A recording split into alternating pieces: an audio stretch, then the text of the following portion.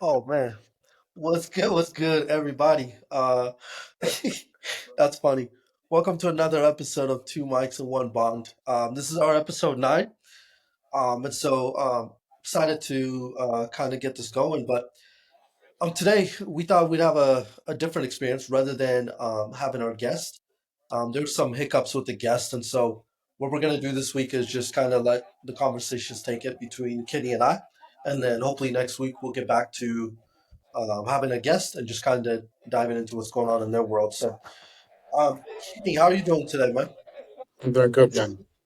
How you Yes, doing? sir.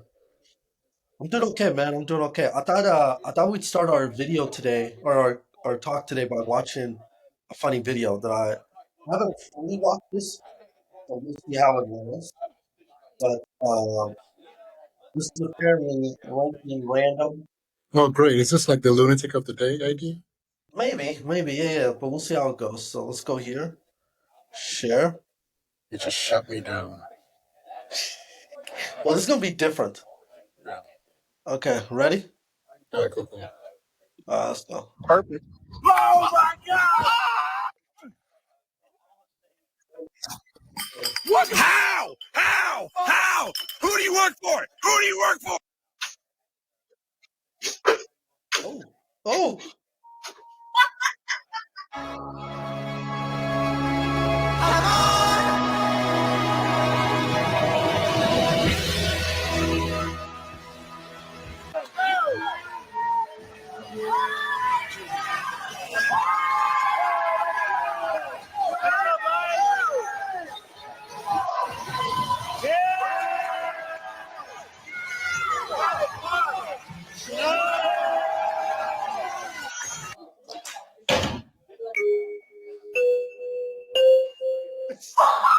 Well, geez, McCabe, it's not like we're trying to miss the thing on purpose.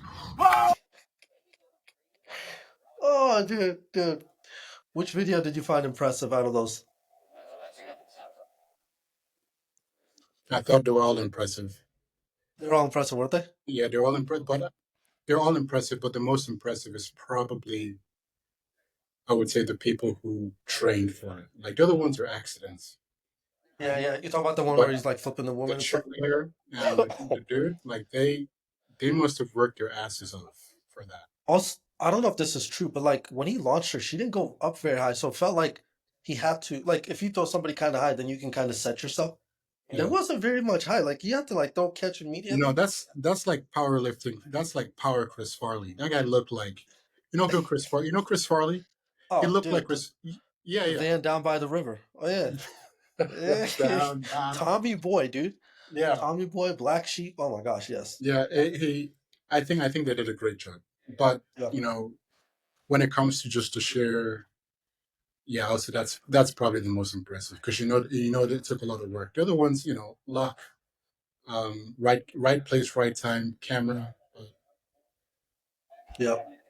I there's I don't know what it is, but like when you can get a group of people, you can do something really dumb. Like even like throwing the apple and trying to get it like on the needle of the pull, right? It's like if you think about it, it's like it's so dumb. But like they did that for a while. Like that wasn't a one-time shot. I'm sure they tried it a little bit. Well, it might have been a one-time shot, and that may have been What made it what, better? yeah, what would have been like really, you know, Yeah. but yeah, one of the things I used to, I used to like about this channel called like I think they were called like Dude Perfect. Yeah, do perfect. Yeah. Yeah, they did a lot of shit like this. They never, of course, they never showed you how long it took them. These days, they kind of do. They kind of show you how long it takes and all that kind of stuff. I don't really care about that. Yeah. Keep the magic going is what I say. Yep. Um, Yep. Yeah. I know that when I think I just it's interesting when you can get a group of people, you can do the dumbest thing and it becomes the most exciting thing, right? It's like it could be the simplest things. I don't know if I've ever shared the story, but I remember me and two of my friends, we went to I might have told you this, but a buddy and I we went to sorry, a group of us went. We were driving from Eugene to Pullman, Washington, and we stopped because one of the moms needed to like breastfeed or something, and so we ended up stopping by the water. And I remember me and two of my guy friends, we started throwing rocks in the water, right? And we started like picking targets to see who can get the closest to hitting it, right, or to hit it. And we were doing this for a good like 40 minutes. I remember the women looking at us like, "What is wrong with you guys?" Yeah. Right? Because we started getting like super competitive, and it's like it's just I watch those videos and I just think like there's something about if you can get a couple people to join in, whatever it is, it can become like the most exciting. If you have the right attitude, it becomes the most exciting thing, right? And so that kid throwing the water bottle in the air, I don't know if that was his first shot, right? And it lands the way that it does, and like it suddenly becomes a prestige thing. The guy's throwing the apple, right? It's there's I don't know. I just if you can get a few people to hype whatever it is, it can really go from the lame thing to do to the coolest, and that's how trends are started. Yeah, no, it is. And I think that's what friends do a lot of the Mm-hmm. time. I know you get your friends in a circle, especially back in like high school, middle school days. Yep. Your friends, they just do the, that thing that, and that, oh, even if it's like something, even if it's something bad, like something stupid, like, someone Yep. just says, insults you, like gives you a really good comeback. And it's actually, it doesn't have to be a good comeback. Yeah. And your friends go like, oh, I want to, oh my God. Oh, if it was Have you me, seen? I would take that. Next thing you know, they're hyping you for something horrible. Yeah, yeah. But yeah, hype. Yeah, yeah. Have you seen? There's a video of it looks like a school, like a competition, like talent or something. And this guy walks up to the stage slowly, he's like creeping up on the stage. And this is like in high school, I think. He creeps up to the stage. And what he does is he flips the water bottle and it lands, and the crowd goes nuts. Right? It's just like absolutely like standing ovation. All he did was just flip the water bottle and it just landed perfectly. There's some kid that's been playing piano for 18 years of his life that got overshadowed. Just hit the water bottle in the air and What are you landed talking? precisely. Absolutely. What are you talking about? Yeah, Yeah. absolutely. They're one of my favorites. Like YouTubers slash whatever the hell he does is Joey B Tunes. He does a lot of like social commentary, funny critiques of just basically internet idiocracy. And he has this video where he often says this, like, first he shows like, he shows a modern day, Jack Schmo acting like a bloody fool or a celebrity acting like a bloody fool. Then he says, like somewhere out there, there's a kid who's been practicing guitar Mhm. and he's like ripping it, shredding it, and nobody knows his name. And he used to do this thing where he would actually find people like that on the internet who are not, who are doing cool, actual cool things, and show their videos, right? Yeah. Um, yeah, I think yeah, sometimes what we consider cool is, I would say debatable. That is interesting because like what you were saying is like there's talents that are hidden that you would think they would blow up immediately, but for some reason, yeah, it's just it is that is the case. That is the case. Yeah, Um, we don't like. It's not about what is actually. First of all, we don't have a definition of cool. mhm. We Most of us don't have a definition of what. When we say cool, we don't even know what the hell we're talking about. But okay, so it's easy to attribute the word cool to things that aren't actually. And so we end up attributing it to these things that I would say pretty dumb, right? So we have different levels of dumb. So the first one is, hey, the apple on the thing. I think it's pretty dumb, but there's a coolness to it because I have my own definition of cool. There's a coolness to Yeah, it. But you have someone like this son of a bitch. What's his name? Jade. Is that Jaden Smith? The boy Smith, the yeah, Smith yeah. boy. Jaden, Yeah, yeah, yeah, Jaden yeah. Smith. Wearing like a house hat, or a hat, house helmets to was it the Oscars or some shit like that? Or the Grammys, I forget which one.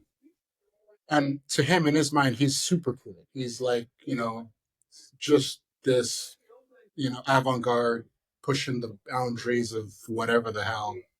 In his mind, he's done something pretty important. Dude, you're wearing a dumb fucking house hat.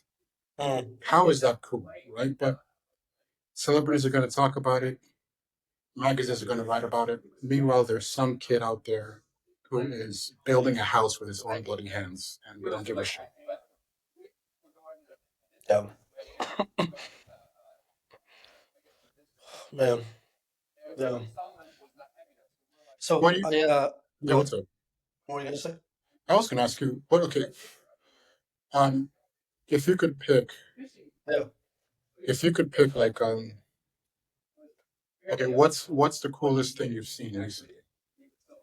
It's funny you asked that. I was gonna ask you what you thought was the latest trend that you saw that you were interested in. That's cool. Coolest I thing that know no trends. no trend. Okay, so the coolest thing I've seen recently. I don't know if cool may not be right. I saw a video today that moved me. Like it's probably gonna be in my head for a while. Was it gay? Uh, maybe no.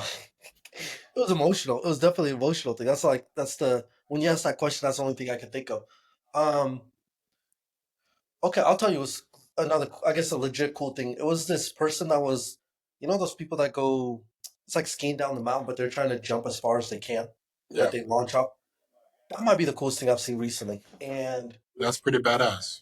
dude, it's like I don't even know the speed that they go down, bro. Like things that I would never, ever, ever entertain. Like even if I was told I was gonna live, I still wouldn't attempt it. Yeah, That's no, the no, messed up things, bro. You know what I mean? Like no. somebody That can African blood is guarantee. still in you, man. It's still in you. But I would say that's probably what it was. It's like, and I have to keep watching it over and over because I'm like, bro, like my thought process. So I evaluate risk based off of the likelihood of survival, and the so it sounds weird. So let me explain it. If you gave me the option of skydiving or um, bungee jumping, right?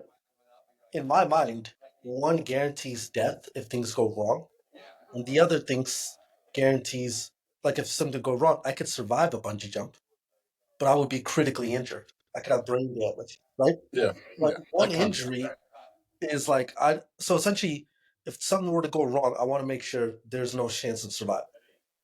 I would rather take that risk. Yeah, I don't yeah, want the state of survival and what might come with it. yeah. So when I see something like that, where it's like you're skiing and like I just think of something going wrong at that speed, for me, there's a part of me that thinks I could survive it, so it becomes more dangerous. That makes. I would say that's a good. You know what I mean? I would say that's a good way of assessing risk. Like I was on my way here actually. I heard about a guy who went skydiving and plummeted 60 miles an hour and smashed Yeah. himself to the ground, and he didn't die. He didn't die. He actually just injured his spinal cord. Now he's That's paralyzed. that's what I'm saying. That's And, exactly my point. and I would say that's a personally speaking, right? That's a worse fate. So it's kind of like when people say, give them the death penalty. Mhm. I think death penalty is like an easy way out. But Correct. life in prison, Yep. life in prison's gotta suck. You Yeah. know? Um, I'd rather if I were gonna have a fatal accident, I'd prefer it to be just that fatal. Yep. Not hey, he survived the fatal accidents, Yep. but now he's blind. What So you talked about sentence, right? sentence? I got a question for you. Oh, You're like talking about prison sentencing. Yeah, sentence. yeah, for sure. Guess what the longest prison sentence somebody has received? Oh, see, I don't know, probably like 1,000 years. 141,078 years. Cool. Same thing. You're not gonna You serve know it. what I mean? Goodness, You're not serving that. 141,000. Bro, Yeah. what do you even do with that? I think that's a bit silly. It's like just give him life in prison. Doesn't make any sense. Yeah. The I mean, part of what's me the is like, do point? they think that like we're gonna have the cure so that people can live forever? So they want to make sure that that person doesn't get out in 100 years in case we find the cure. Is It that is does. that what's that what they're thinking? I don't know. I think it's just kind of the letter of the law kind of thing. If you break enough laws, murder enough people, do enough heinous things, you just Yeah. have to serve. They have to sentence you to the equivalence, under the law, Yeah. of the equivalence punishment for what you've done. So if you've, but I think it's a bit silly. However, there might be a time when, this is obviously, we're talking like Black Mirror shit, but there might be a time when people are put in um, like a um, like a virtual reality kind of thing, right?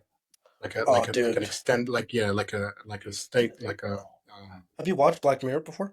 I love Black Mirror. Well, Okay, I so mean there the was new an ones are episode pretty like that. silly, but yeah. Have you seen there was an old episode that was like, remember it was the guy that was like, he committed a crime and they like, essentially they ended up having something he put on his head. It was like their process of interrogation. Yeah. He like lived in this cabin. Do you remember that? No, I don't remember that. I mean, it's been long enough that I'm only seeing the new one now, so I'm seeing the latest season. But the older ones, I only Yeah. remember certain episodes that Okay. hit home a little bit. But I So don't he doubt what you're was saying. so he was inside a cabin and there Yeah, was a guy interrogating him, right? And as he was interrogating him, he was trying to get him obviously to admit to this crime. And to him, to that guy that was that in that world, like for him, he felt like he's lived there, I'm sure, for years and years and years, right? And so it kind of wears him down. And then eventually he confesses to the crime. And as soon as he does that, they're able to like go back into what the actual, and you find out that it's only been a short period of time. yeah, You know what I I mean? love And that. it's kind I yeah, love that, and I think they uh, should. I suspect that at some points, right? And I don't know. I don't know the ethics behind this so far, still, but I like the idea yeah, of having someone serve 100,000 years of prison, but it's been like maybe an hour of their yeah. actual life, but they feel it like it's been 1,000 years of imprisonment. When you say yeah, but that could, in some way, it could be a good thing. But yeah, you're right. It could also be obviously it's going to get abused, no matter what it is. Whatever is Yeah. created, they're going to find a way. I Wherever saw there's one. humans, there's abuse. I saw a Black Mirror episode a couple days ago Sweet. with my brothers, and the episode was I don't know if you've seen it yet, but essentially they found a way to clone, like to clone people into a virtual reality. Did you see this one? Okay. No, but go on, go on. So essentially, what Is happens this a new is one? it's a new one. Yeah, it's season Is 7, it? but it's actually Oh, part 2 of season 6. okay. So I've only seen 2 episodes in a new season. Okay. That's but please go on. I'm listening. So essentially, what ends up happening is you have this coworker in the real world. Oh, He's being treated badly by a lot of people. But in this world that he created, this video game world, he's pretty much God. He can do whatever he wants. So what he ends up doing is he ends up cloning the people in the real world, right? He gets like their saliva or something and puts them in this virtual game. But here's the thing, in that virtual world, they are like they experience pain, they experience suffering. So it's like his way of like torturing what's happening to him in the outside world. And yeah, dude, it was trippy. It was trippy, man. yeah. Uh, I like Black Mirror because it does things like that. It puts us in very interesting situations, especially with uh, especially with the question of technology mhm. and where it's going. But yeah, Is humans there are one that humans. stood out to you or no? Is there one that you remember? Recently or from the old ones? Or the old ones too? Yeah, either Oh, one. Is for there one that you sure. remember? Which one? The, the social credit one where everybody functioned based on, where the world functioned based on how much likes you got. Oh yeah, Yeah. So yeah. if you're a person who was very liked, good reviews, not just likes, or excuse me, I think it was It was reviews, those good reviews. It reviews. was reviews. Yeah. It's like 5 star, 4 star, and everybody kind of wanted to be with people who were their stars or above. Nobody wanted to deal with people who were below the stars, and it was very interesting. Yeah. Because That wasn't the one where they get blurred out, was it? There's one where like people, yeah, yeah, you get. like you can blur people out. Yeah, that's what it was. Yeah. Okay. Yeah, I don't know if that was the episode, but I do remember that phenomena in a Black Mirror universe. Yeah, So it's I've heard somebody say that in China, right? They've been able to make it where if you did certain crime or if you did something wrong, like they can shut off your accounts. Or like if you do like speeding, they'll just take it out of your account. They won't even like bother. that's Some crazy. way, in some See, way, you're saving tax dollars, but in other ways, It's I mean it's a totally surveilled state. So yeah, I suspect that a lot of the social credits for China was an influence for that. But I think it's a crazy way to live. It's a very I mean, but here's the thing about humans: we get used to anything. Yeah, We we're get pretty used to resilient things. in that You way. know? Yeah, So let's use that ticket for example. So let's sure, say let's say somebody is speeding down, right? And you don't have the police to catch him, but the cameras catch him, right? Notice that this guy's speeding. Maybe let's just make it a little more emotional. He's driving 70 miles per hour in the school zone, just school hours, right? But nobody's there to catch him. Um, so then what ends up happening is out of his account, right? He gets billed, let's just say he gets billed $500 for speeding. sure. And then he also now has that on his record. So he doesn't even have to go to court. It's just automatically. Or maybe all that, maybe he's told that he needs to go to court. Everything is set up. Being streamlined versus the other alternative, right? You have the police there. He has to now chase the person down, right? He has to chase him down to give him the ticket. And then now the ticket to transition has to happen. The court say, do you think that do you see some benefit? Do you see the benefit of things just being automated, or do you think the good outweighs the bad, or the bad outweighs the good? Sorry. The bad definitely outweighs the good. Are you Uh, kidding me? yeah. Yeah, I would rather deal with humans.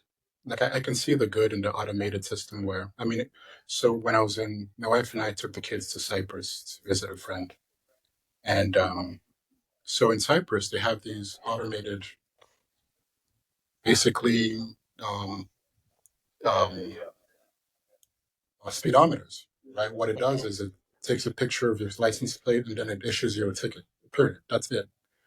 What happens is you can have um, this can happen to you 3 times, right?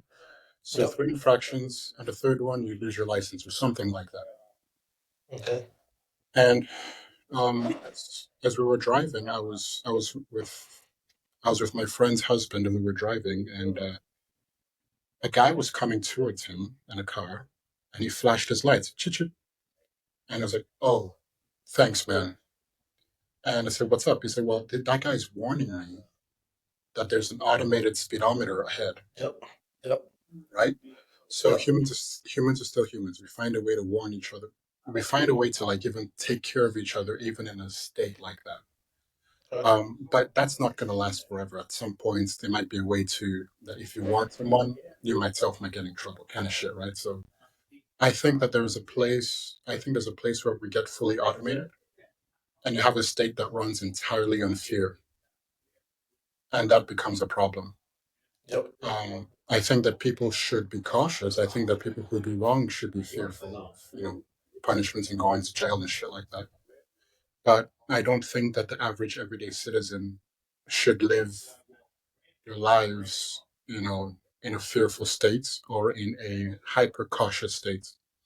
Because when people are like that, what happens is we become very dark, very wicked, very quickly. So, for example, if um, you find that people betray each other very quickly. You find that families don't trust each other. Like, for example, if you read like 1984, Exactly. Where people are like, yep. yeah, look at Nazi, like Hitler's Nazi Germany, right? Yep. Yeah, no one wants to say anything bad about the state or about the Nazi party or about Hitler because they know that, hell, your own brother, your own son, your own mother, sister could turn you in. I mean, I think it gets really dark really quickly. But of course, there's some benefits. Everything functions right. Everything Um, yeah, everything functions properly for the most part, but I think it's going to change people into something very, very peculiar, very dark, and very quickly too. Yeah. The road to what they say, like road to hell is like a slippery road, right? Something like that. Slippery slope. But it's I've, like I've, there's something about, I might have been saying that wrong, but in my mind, it always starts out with a good intention. It always makes sense from the when you look at it from today. A lot of ideas break down when you think about them futuristically. When you think about them, like the more people are involved, the more complex the idea becomes and the less desirable it can be. So, you know, in one sense, it's like the idea of not having to endanger people more than they need to be endangered, that things can be automated. Like I said, like a ticket, right? Okay. You're right. It's fear mongering, right? But the hope is that it would develop a culture where people realize that they should be behaving this way regardless if someone's watching or not, right? The reason you Yeah. don't want to speed in school, though, right? But what I'm saying though is like, I think ideas like this are going to make huge impact as long as you can connect it to kids, as long as you can connect, you know what I'm talking about? Like Well, with the for gun now, battle, right? That's what I'm saying. But like you look at something like even gun control, right? It has progress not because gun violence is talked about in the inner cities. That's not what's moving gun control where it needs for where people want it to go. What's moving it is school shootings. It's the kids. As long as you know what I mean. Like, I'm not saying that inner city is not effective. It's just one of the frustrations with the whole gun control battle today is there's way more people that are dying in the inner city, but that's not being talked about. But when no, school it's not. shootings happen, suddenly it's we got to take it away. Shootings are happening in the inner cities. Yeah, but it It's just doesn't. what happens. You're right. It's one of those. Kids are kind of the perfect excuse. That's what I'm saying. Yeah, Kids it's are the hard to perfect. argue. Well, it's not. No, it's not. It's really not. I think it's simple as I don't give a shit. Okay. Who cares? Who cares that kids are in danger? The question is it right? Is it wrong? The question is it, is it just? Is it unjust? Because what if it's bad for kids? It's bad for adults. If it's bad for adults, it's bad for kids. I mean, usually, right? This is like usually the case.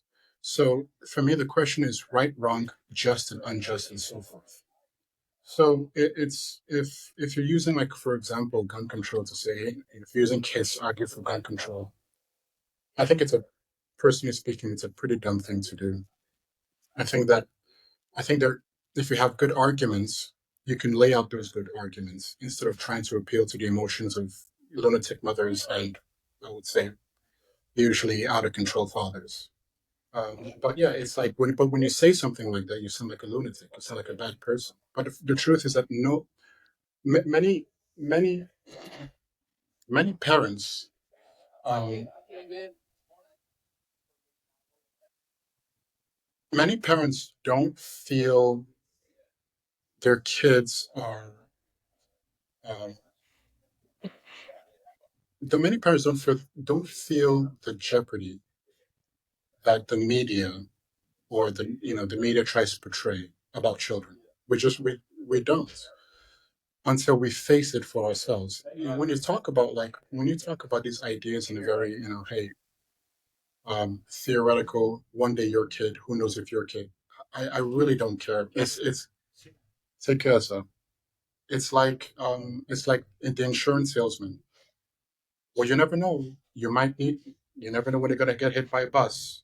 It's like, yeah, that's true. Like, on a realistic level, that's true.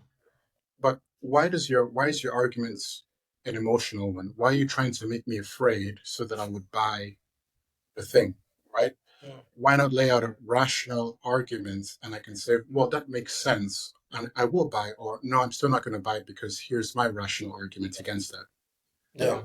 So I'm not really a fan of the emotional, um, kids or wives. It used to be wives at some point, but now women are independent boss bitches. So we don't care anymore. Yeah. I know. I think we're on the same page. I know for some of these ideas that we've talked about through because we're talking through Black Mirror and some of the concepts that come out of it, right? For some of these ideas to be implemented, and I think they're already in the progress, is again, I think if you can find a way to involve kids into it, it's a lot easier to move people in that direction. Hey, this is the betterment of the kids, right? This is the betterment of the kids, whether it is or not. Again, Yes. in the short term, it probably is going to be better for the Yeah. kids, right? It's like, Yeah. It's but like it's if you look at, for example, playgrounds I think in the 1940s through the Oh, 1960s yeah, ish, yeah, you yeah. see these these fucking monstrosities of Bro, awesome playgrounds, right? they were Death Valley. Death fucking Valley, man. And now you look at playgrounds, it's like, oh, the cute little cup and the fish ride and the Even seesaw with it's not even wood chips anymore. It's like rubber wood. It's whatever the like, hell, whatever the you know hell what it I mean? is, it Yeah, it's not. sucks. It You know? sucks when it gets hot, dude. But Yeah, well, the other ones used to get the other ones too. The other ones were like metal, you know. oh, dude, going But down the slide on those things I when your mean, butt's on fire, but dude. you have that memory, right? Like for example, in Nigeria we grew up. I mean, it's like it's like 100 degrees most days, right? Slide. If you're gonna go down the slide, what you do is you just make sure your shorts, because we had shorts in school, right? You make Yep, sure your shorts are covering the better part of your thighs, and you raise your yep. legs up a little bit, you know. But I think the point is that yeah, you're right, and you're absolutely right. It seems better for the kids today, and then tomorrow, when the Awful. kids are worse, they're safe, but they're worse off as human beings. Then we're like, well, what do we blame? Who do we blame for this? And we forget that it was the decision we made 20 years ago that caused the whole thing today. I so I have a thought, and I'd like to hear your thoughts on this. So I was with my aunt and uncle and my brother over the weekend, Yeah, and it's interesting hearing people's thought process on the youth today, right? And so, the idea is our generation doesn't want to work, we're lazy, all that, right? And the older generation is like, you're cranky, old, refuse to change, right? And I was sitting there and I was talking to them, and one of the things I was saying is, it's interesting because my generation is, I feel like we are passionate people with no direction. That's what I think we are. I think we will do anything and everything. We want to be on the right side of history. That we care more about being on the right side of history. We we will do things like, oh, this person is being experiencing injustice without having any information, right? We're packing up and we got our signs ready and we're ready to go march. yeah, What are we marching for? And this is true because people interview them on the streets all the time. Hey, why are you here? And they'll be like, oh, because this is not okay. And they're like, okay, well, what do you know about it? And then quickly realize they don't really have any information. They just want to be on the right side of history. yeah. Our social media, we're going to take our faces off. We're going to support Ukraine. We're going to put a black square to support Black Lives Matter. Which does so much for Ukraine and Black It, Lives Matter. yeah, Do you it know how does. do you know how many black people have been safer and happier since those pictures changed?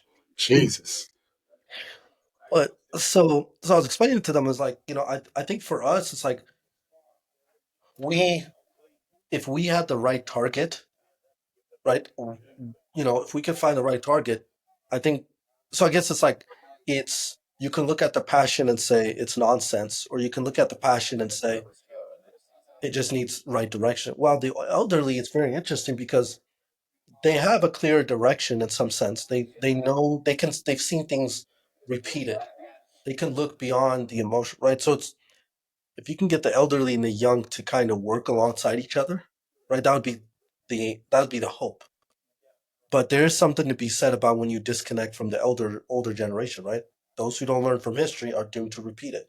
Yeah. I don't know why it'd be any different in this context either. Like we're going to recycle, but anyways, that's what I was saying. But what do you think about the idea that our generation is we just don't have the right target, but we're willing to, but we're passionate people. Um, There might be a better way of saying that than that. well, I guess we're obviously speaking broadly because Yeah, within our yeah, generation there are people who are, incredibly capable, incredibly smart, incredibly faithful, but just as I was generally speaking, our generation are just complete idiots. Um, I'm not a big fan of our generation and the generation after us, but I'm a big fan of the generations before us.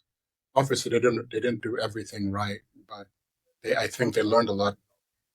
They learned a lot of things that we have not either not been taught or didn't bother to learn. So I was talking to and to be honest, you're kind of like this, and I'll explain what I mean. I was talking to an older gentleman, actually here, a black guy by the name of Tony. Great guy, smart, funny, knows a shit ton of shit about cigars, and he is a no nonsense, cool dude. Hmm. And he's about 70 years old. When you see him, he looks like he's in his early 50s. Hey, come on. And we're talking, and he was telling me a story, and um, it was when he was about in high school, about to graduate high school. His mom died. They were living together in an apartment, and his mom died when he was about maybe 17 or 18, and he buried her, and he and his siblings, they buried her. And then he went back to the apartments. They went back home, and he just got a job, started paying for rent, and finished high school, and then lived there a couple months afterwards, was doing his thing. And it was interesting because he said he did not looking back, like people, when people hear that story, they're like, oh my goodness, how could, like, he just got a job and kept paying. And so yeah, like the landlord didn't even know his mother had died. He just kept Hmm. paying rent. Yeah.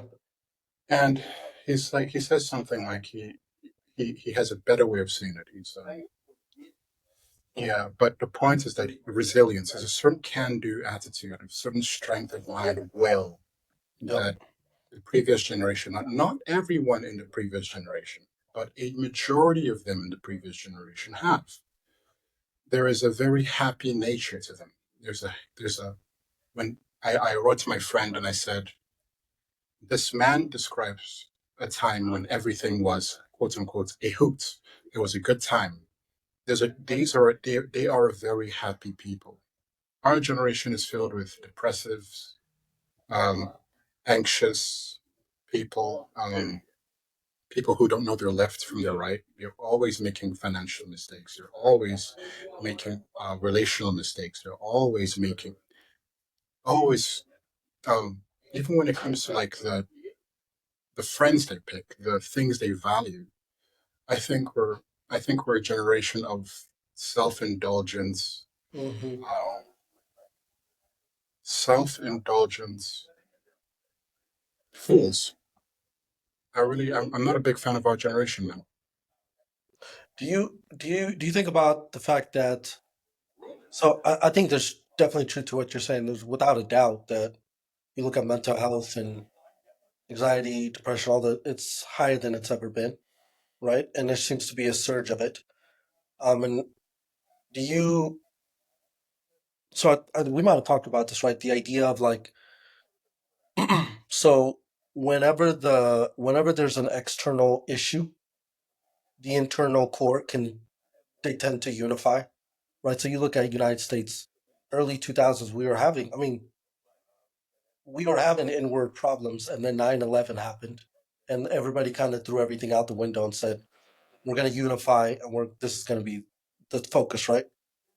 And then 2008 kind of rolls around, a new president kind of comes in, and the ideologies early 2000s, like gay marriage, there was talks about that prior to 9/11, Yeah, right? And then 2008 kind of comes around, and it's more of like the better our um, the less conflict we have externally, right? It's almost like then we can start dealing with internal problems.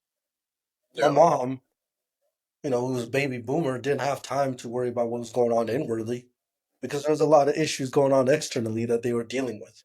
yeah. So, do you think that what's happening with our generation, do you think it has to do with the fact that a lot of our external problems are like we don't really have a lot of external problems, and so life is good here. So therefore, you can sit back and actually ponder on what's going on. Do you know what I I know mean? what you mean, and I can understand it, and I would say to some extent yes, but I would push back on that, and here's why. Like, if you're the kind of person who needs external problems in order to keep your life stable, you should wonder what kind of human being you are. Like, just because things are good doesn't mean you should become complacent.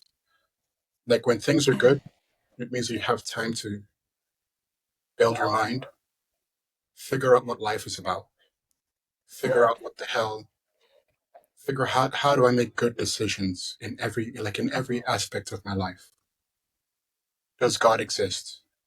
And if so, what does that mean? If he doesn't, what does that mean? You know, should I have children? What type of children do I want to raise? What kind of father or mother do I want to be?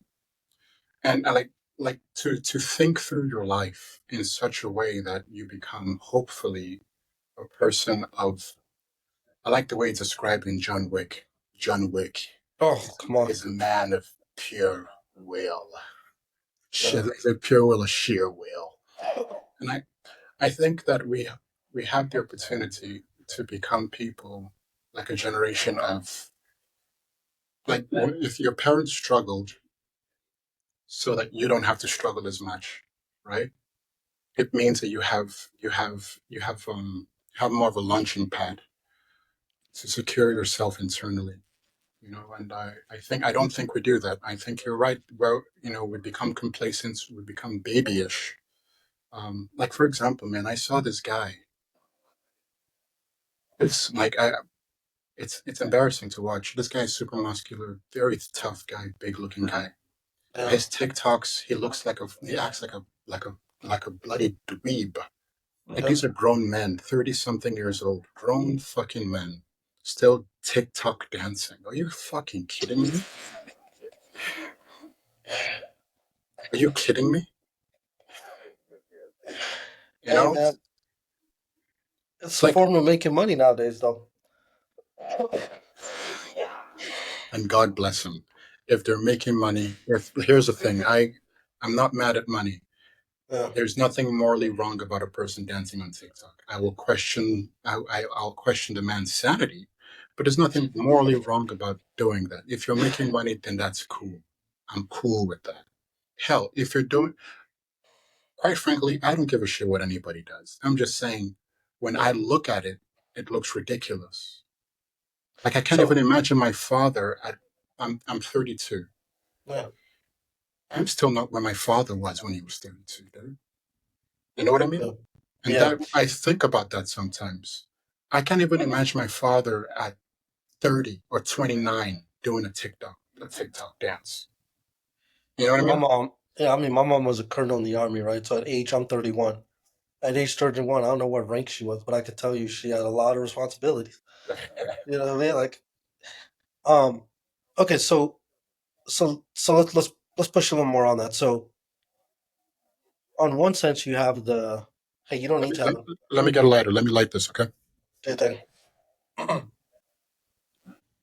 So, we talking about the idea of somebody, um, like, do you need to have an external problem to have inward peace? And that's not necessarily what I'm saying. I'm saying what I'm more trying to bring out is when you don't have an external conflict, I think it's much easier to identify inward problems. Maybe more I'm more talking about the identification of it. So I hear what you're saying, but like I'm thinking about all the soldiers that went to war and came back, Sure. and the instability that came with that for them, right? Dude, I have, bro, I don't know what this might be one of the biggest questions of parenting that I'm like, I don't know why. Well, I'll just say it. So I had a buddy, close friend of mine, whose dad was found out that his dad was like in the CIA. We had no idea. We were in Boy Scouts and stuff like that, and for some reason he took a real liking to me, his son, and one other guy. Like he was just really cool with us. So we never got to see any episodes or nothing like that. Uh, and some parents kind of were like intimidated by him because like his job was like he used to take out people. That's what his job was. And one day we're like messing around the house, and because we were at the sleepover, we go downstairs, the room that no one's supposed to go in. These three young middle schoolers go down there, and I Of just see course. plaques, weapons. I'm talking like you talk about John Wick. It was kind of like one of those. Like if you got to see them, and I remember all of us just kind of sitting back, and then the dad came down, and he found a humorous way to like get us out upstairs. But the older I got, we started talking to him, found out the work that he did, and like I started to see his episodes, right? Because the more I started to see different situations, like out of nowhere, like he'll have outburst moments and stuff like that. But and I'll tell you this: my mom is an incredible woman, but there's things that inwardly she's in turmoil, but it's never addressed. And I find this with all the so where does that line come? Where it's like our older generations, they're really strong, they're tough, they're resilient, but it also displays its way in an unhealthy manner. My mom had an outburst here and there. My brothers will tell you about that. And it's like, and so I feel like our generation, we're trying to not have those outbursts for the Yeah. next generation. And so where does the balance come from the way you're seeing it? Where it's like, I understand they're checking off over here, but they've also dropping the ball here. And for us, we have a tendency to our biggest thing right now, right, is our parents did it the wrong way. We're gonna do it much better than they ever did. Right. Sure, And you and I sure. both know it's nonsense. But the reason we have those thoughts is because we've experienced some stuff that we're not okay with that hasn't been addressed. So what's your Yeah. thoughts on that? Nobody's perfect, right? So both Yep. generations have, excuse me, like I said, we're speaking generally. Mm-hmm. Right? Yeah, I would, everything, as Thomas Sowell put it, is trade off, right? Mm-hmm. So you have a people who are strong, resilient, who carry their burdens by themselves and through themselves with the occasional slip up, right? Oh, yep. Okay, this is the best case scenario. Let's just say that. Worst Yep. case scenario, they're beating their kids and their wife, or you know, doing horrible things to the children or the husbands, right? So, but you also have in our generation people who are constantly at jeopardy, constantly at risk, constantly unhappy, constantly pilled up, um, constantly on social media, constantly having um, promiscuous one night stands and shit like that, constantly on some sort of stimulants, whether it's drugs or alcohol. Yeah,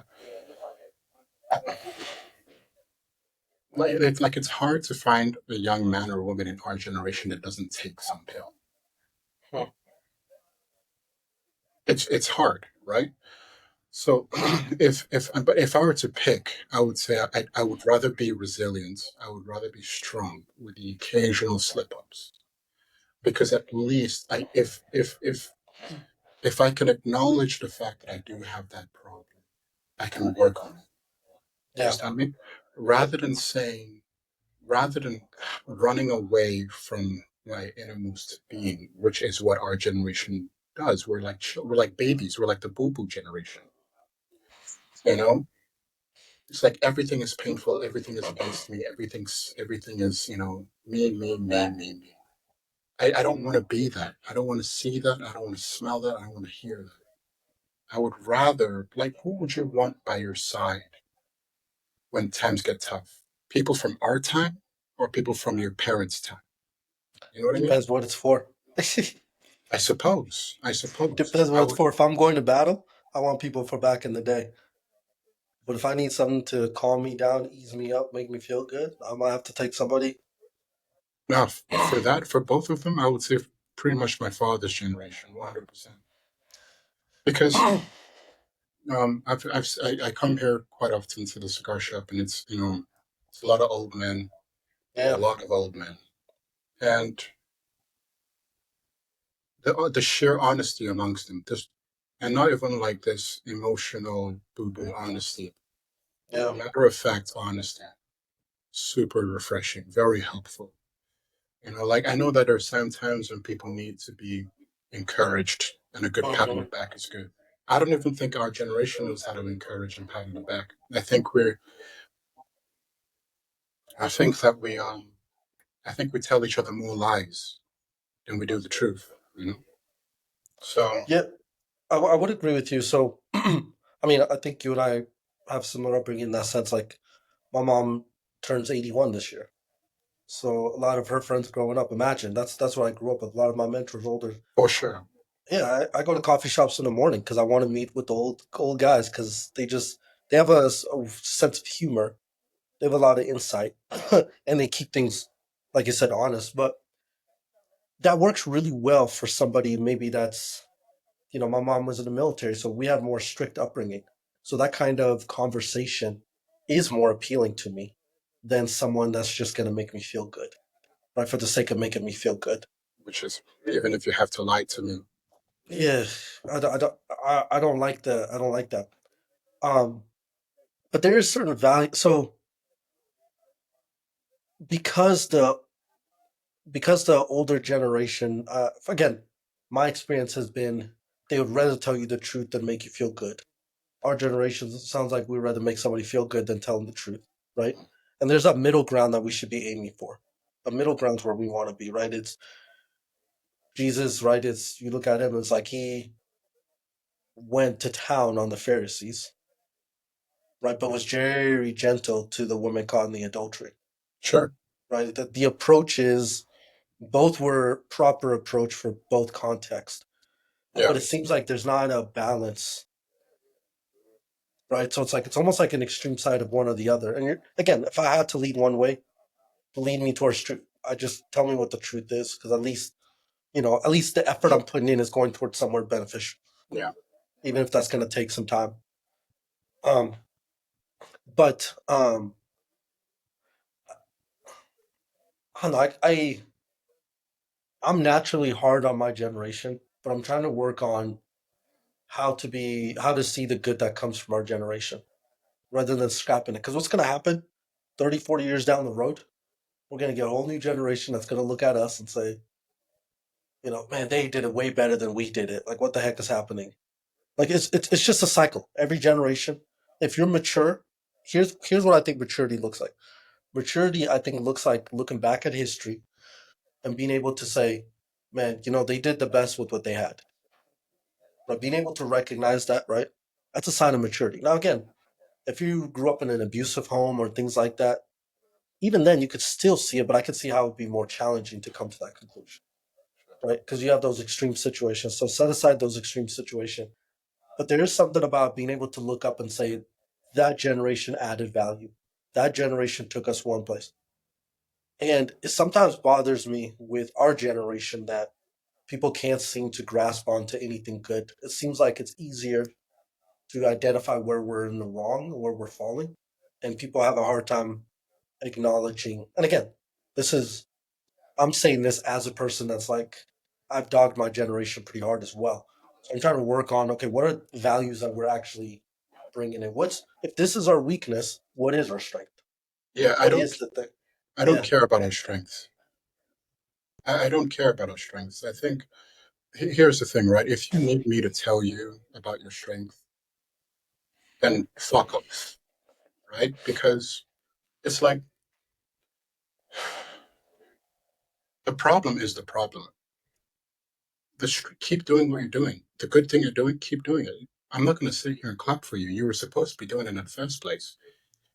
So you're But saying the focus should be on where we're falling. That should be what we talk about, not no, no, necessarily. no, no, no, no, Okay. no, not even that. I'm saying that I'm answering it as I would talk to anybody in our generation or in anything, right? If my son does something wrong, Yeah. I'm not.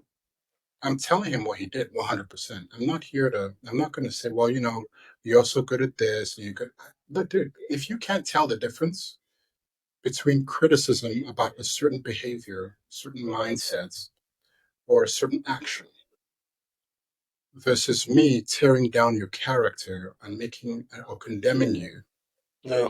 then you're an idiot. Because what obviously the world hasn't been destroyed. Yeah. Obviously, there are things that are happening in our generation that are good. Absolutely. I'm not even going to bother naming them. Mhm. I'm saying that the problems our generation faces are problems they shouldn't have in the first place. It's like um, it's like having a 13-year-old that his legs are fine, his brain is fine, he's cool, but all he wants to do all day is crawl like a baby. Like you can get him on a computer and he'll code. That's Let impressive. me let me add one then. Let me I'm let, not. ask, Yeah. let me ask you this. So I just read an article that talked about the Supreme Court has officially defined what a woman is. So for you, is that an example of like that's a problem we're having that we shouldn't have a problem?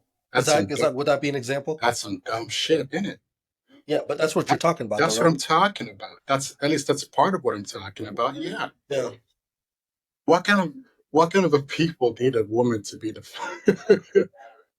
dude? You know how they defined it? I don't want to know, man. Well, you I already know it. They just said biological sex. wonderful.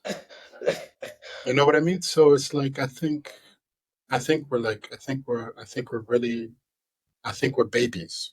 And I'm not gonna sit around and coddle them and tell them, how good they are at coding and how good they are at, you know, running 4Ks.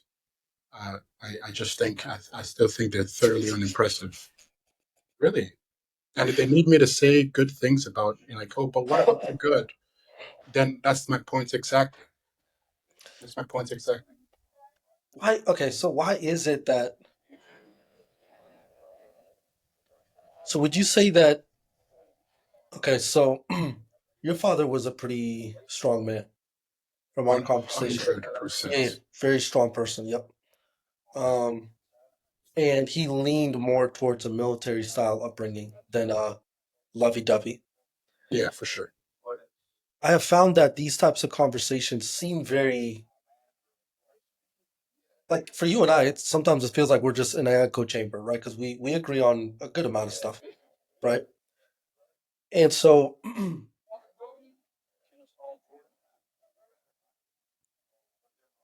so what?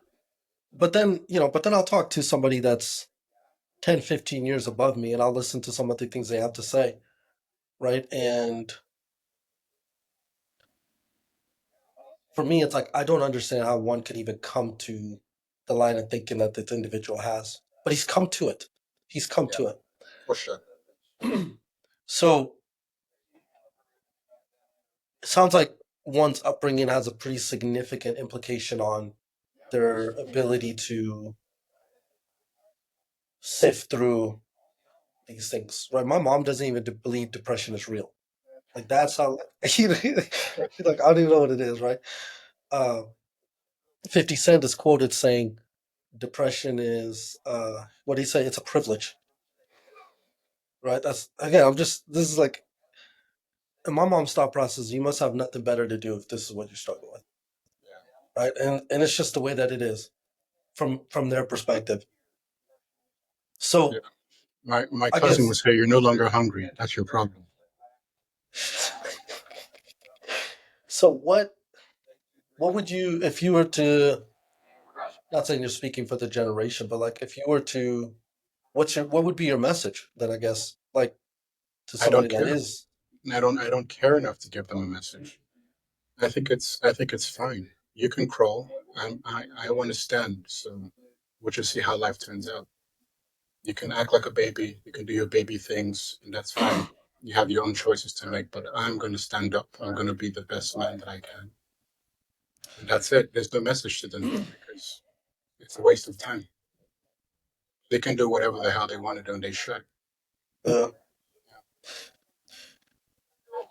the reason I feel like some of these topics are important to navigate in dialogue is because if you're not careful, these people that you say they could do whatever they want to do, well, they could be in positions of power that impacts on a massive level, right? Okay. The idea, so what I'm saying is like, so the idea that even like something like a woman being defined, like we having to define it now, Yeah. it was defined at one point, it gets questioned, now it's getting redefined, right? That got into the education system.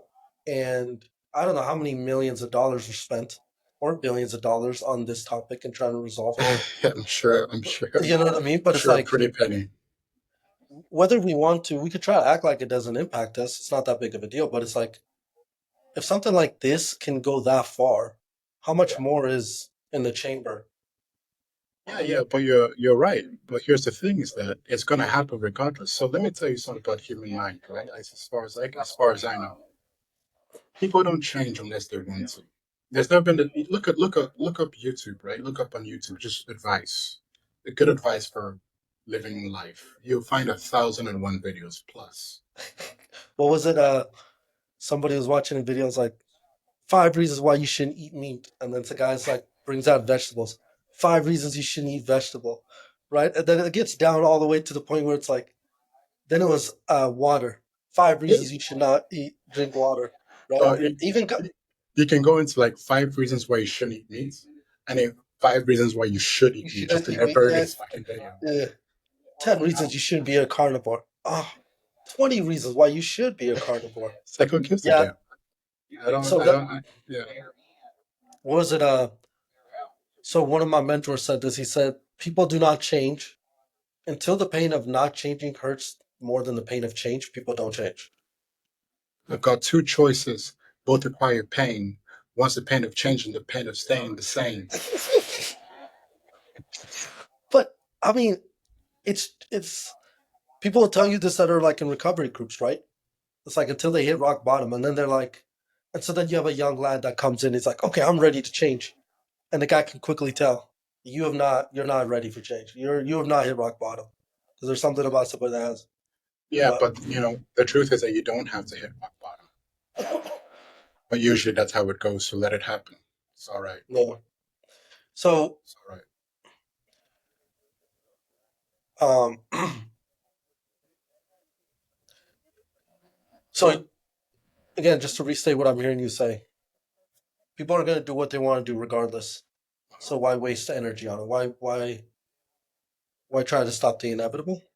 Yeah. What's the point? What's my like like I've got a vision for my life, right?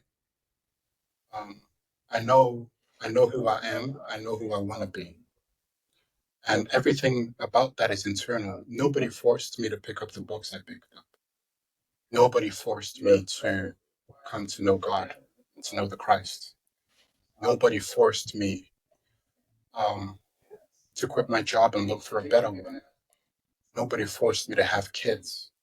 Nobody forced me to get married early. Nobody forced me to do any of these things. To think, um, I did it all. I did it all because it was internal, and I thank God for that every day.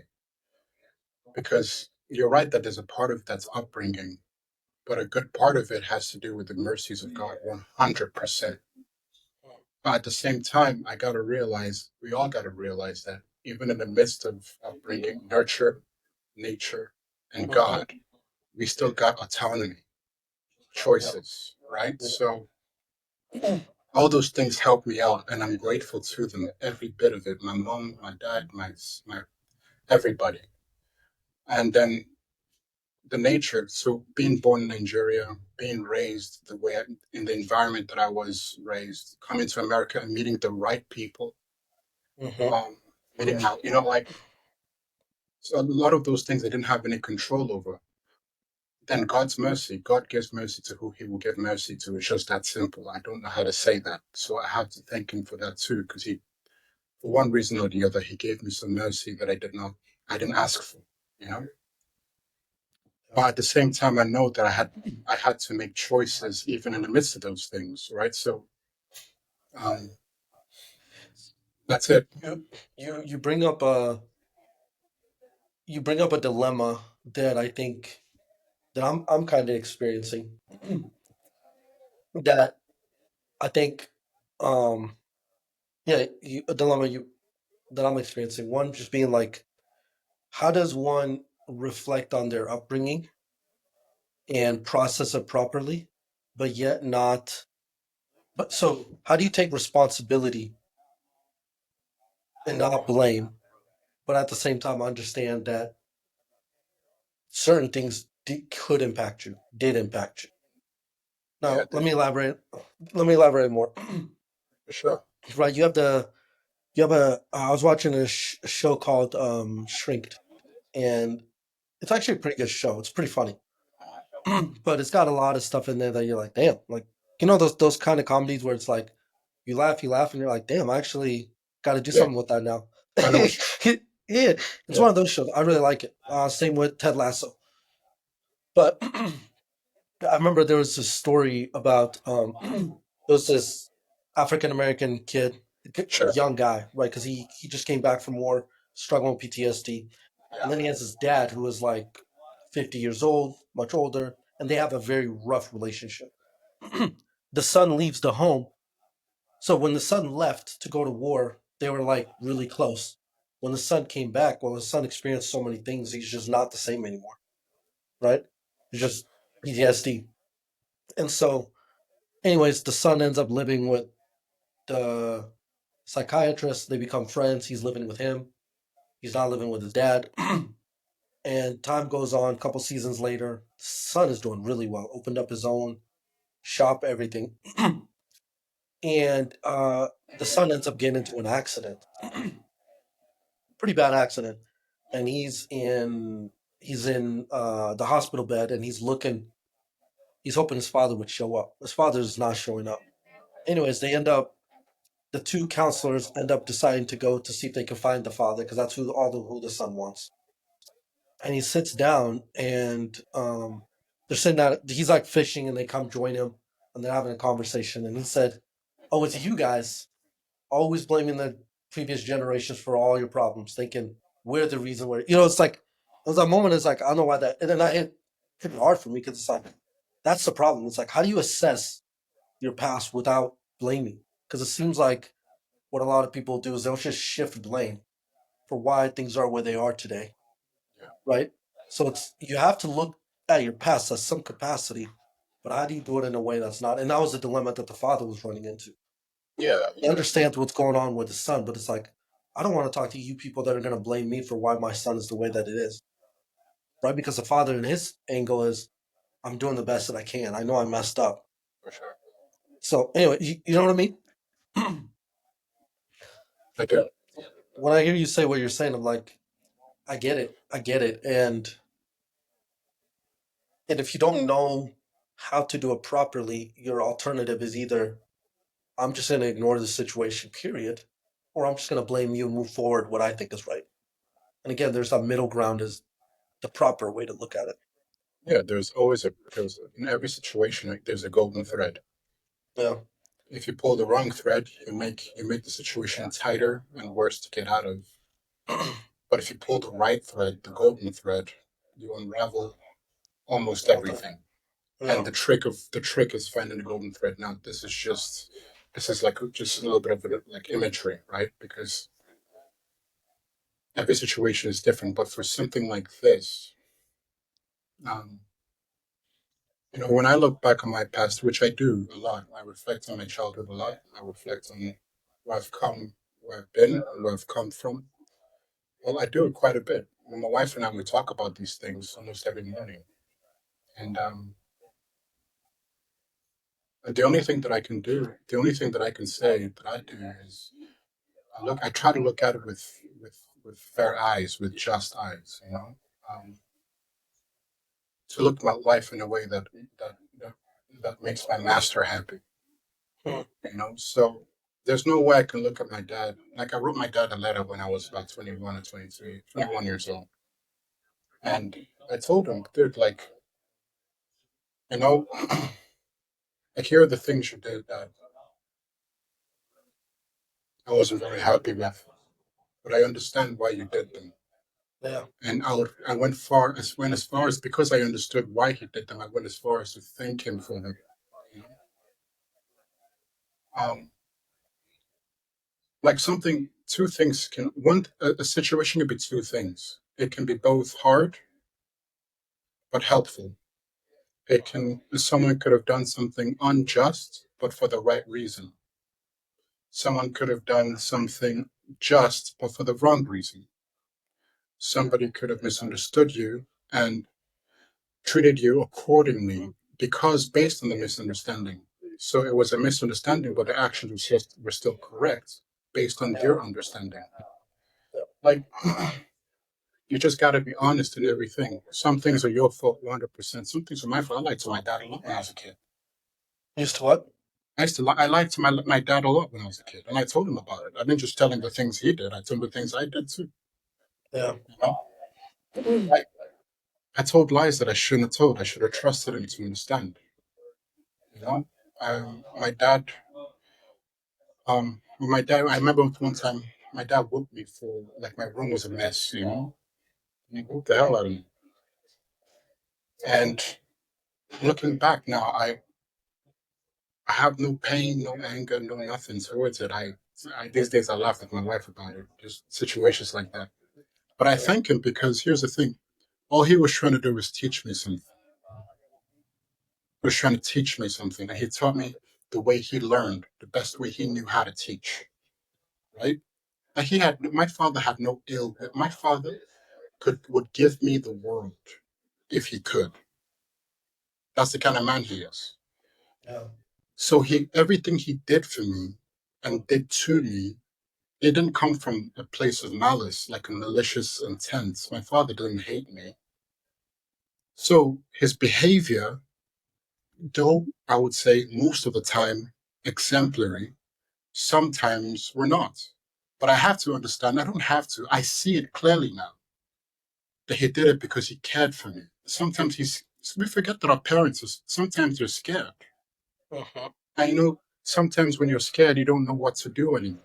And so you revert back to like instincts or, you know, sometimes, parents are scared. Sometimes they're worried and they don't know how to express these things. Or at least they don't know how to express these things the way you would have them express these things. You know? Yeah. So I don't know. I think you just gotta look back at your life with honesty and with goodness, forgiving those who wronged you, and if you can, reach out to those who you've wronged because you're not perfect. You're not a bottle of sunshine, mate. You don't like when you fart. It's not sprinkles and rainbows that come out. It's pretty shitty smells, man. So I don't know. That's so true. Somebody asked me once why is so hard, so easy to forgive because I forgive pretty easily, and I told them it's because I have a good sense of how wicked I am. You know what I mean? Like in this the world that we live in, man, it's everybody wants to be forgiven for something, but no one wants to forgive, man. You know what I Go mean? figure. It's like in a world like that, man, it's hard, but right, it's that's the whole what's that the parable, right, of the unforgiven servant, Hmm. right? It's you get you get forgiven of something at a significant level, and Yeah, someone yeah. does you wrong at a minor level, and you hold And on you to and it, you don't and you don't want to let go of it. You and don't you want don't to. want to let go of it. You don't want to let go of it. Man, I have to ask this question: how has you and your dad's relationship? Have you seen it get better? Have you guys? What did that lead to? I know you don't want to hear that question, but I have to ask, man. That's a good. It's a Intriguing. fine question. My dad and I are good friends. My dad and I talk at least once a week, man. And that's Mhm. like a regular. That's like maybe on a bad week, right? We talk a lot, my dad and I. Will he be there when I visit? Will he be there? He's not in Virginia. No, but is he gonna come? Because that's gonna be around the same time that you're gonna have a kid. My father's not that kind of. He's not that kind of grandfather. He's just not. Okay, that's funny. That's good. That's good, man. Okay. So, question as we kind of wrap up. I uh, I saw my brother a couple days ago, and he's one of my brother Rocky. I don't think. Yeah, you don't know any of my brothers actually, but I have a brother, and so this weekend, my family we like to celebrate Easter a week early because my mom hates the traffic, so we just do it a week prior, right? And so, um, but I just wanted to start a conversation with them because our family, man, bro, we could, we could have served 10 years in prison, and we just haven't talked to each other. And I ask you, hey, man, how things going? And the person would be like, oh, great, good, good, everything's good. You know what I mean? Like it doesn't matter what it is, everything's always good. So I'm trying to break the ice, and so I was like, hey, like, kind of like, what's going on in our society today? Do you guys think we're at a point of no return? Dude, my brother went in on me. He's like, why do you gotta say something so negative? I was like, he's like, it's attitudes like that. It's people like you that are causing the problem today. Yeah. In my head, I'm like, normally I'd be like, back off. So I push forward. I'm like, yo, man, chill. Like, what the heck? And he was just like, and I was like, I'm just trying to start a conversation. And when he was like, when he realized I'm just trying to start a conversation, he totally leaned back. Right. But I'm talking about like in that moment, he was like, he had something to say. I thought he was going to slam it or something. So I guess I'll ask you that question. Do you feel like as a society, do you feel like we're we're heading towards the point of no return where, or do you think we're heading towards something healthy? Like, what is your attitude towards where we are as a country? Oh, wise one. No, man, I'm not wise, bro. Okay, Yeah. I'll give you my honest opinion. I think we're heading towards a place of no return. Mm. I think things are going to get much worse, and I think it's going to get very bad. Um, I'm talking about humans, our character, our behaviors, our love for one another. It's not getting any better. It's going to get much worse. And I think that and I think then the world as a whole, just the global system, is going to get much worse too. So I'm not very optimistic about the future. However, I am optimistic about individual people. I Mm. think, you can have the ideas of the world in the sense that things are getting worse, but when you meet people, somebody still hands you a free cigar.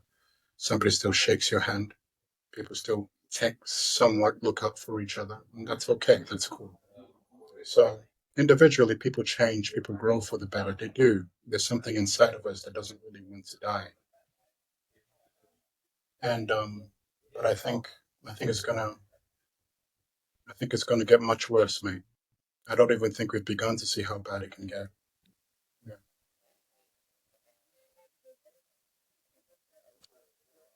That's a good place to stop, man. It's a good place to stop. As always, Mr. Nolly, it's always good catching up with you, brother. Mr. Redberg, always a pleasure, man. See you next week. You know what?